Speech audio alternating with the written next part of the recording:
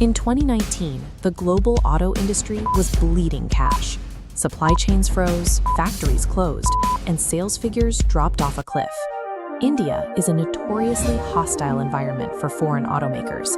Even in healthy economic times, massive multinational corporations routinely spend billions here, only to retreat.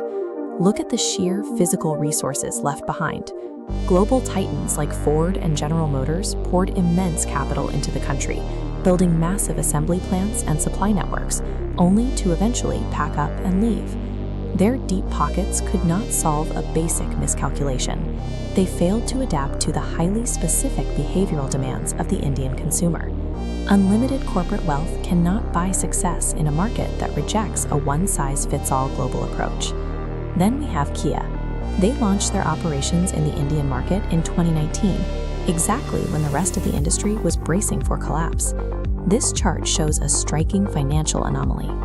While global auto industry revenues trended sharply downward, Kia's revenue in India spiked upward by 80%. The speed of their market penetration defied expectations. In exactly 8 days, they became the country's 7th largest auto company. By 11 months, Kia moved 100,000 units. To put that kind of volume in perspective, established local competitors like the Renault Duster moved barely 12,000 units in a full calendar year. How exactly did an unknown newcomer achieve absolute dominance in an automotive graveyard? Most foreign automakers import a car model that sells well globally, make a few superficial exterior tweaks, and ship it to Indian dealerships. Kia rejected that approach. Before releasing a single vehicle, they spent 3 years executing ground-level market research on Indian purchasing habits.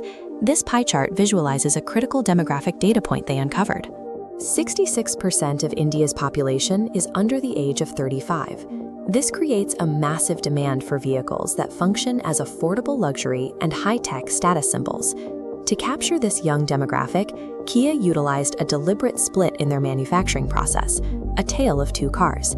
They started with their global Seltos model, known internally as the SP2, which prioritized heavy structural safety. Alongside it, they designed a parallel version strictly for India, the SP2i. The SP2i relied on a highly intentional engineering trade-off. They scaled back on the heavy safety specifications of the global frame. They took that saved budget and loaded the car with premium tech, sunroofs, 360-degree cameras, and ventilated front seats, while keeping the price aggressively affordable. They didn't assume they knew what the best global car should be. They engineered the exact vehicle local behavioral economics demanded. Building the right car only solves part of the equation. Indian car buyers carry severe anxiety regarding local repair accessibility and long-term maintenance costs. Competitors like Volkswagen and Skoda struggled heavily with this. They concentrated their service centers strictly around major metropolitan tech hubs, alienating millions of potential buyers in smaller cities. Kia countered this with a high-risk, capital-intensive infrastructure play. They built 192 dedicated service centers spread across 160 different cities. This massive network was completely operational before they sold their very first car. This preemptive logistical strike eliminated consumer hesitation on day one. It built a level of local trust that legacy brands failed to achieve after decades in the country. Kia's rapid, flawless execution in the Indian market relied heavily on an immense architectural foundation that was already operating quietly beneath the surface. 34% of Kia is owned by Hyundai, which was already the second largest auto manufacturer in India. Hyundai handed Kia decades of perfected local consumer behavioral data.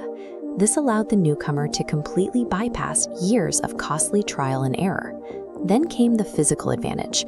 Hyundai granted Kia immediate, unrestricted access to 150 of its existing local dealerships. This map shows the scale of that move. This alliance gave Kia 75% market coverage on their very first day of operations.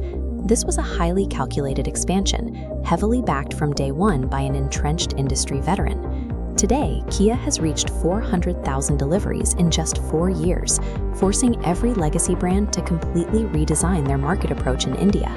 This dismantles the old corporate strategy of taking a generic, pre-existing global product and pushing it onto an emerging local market.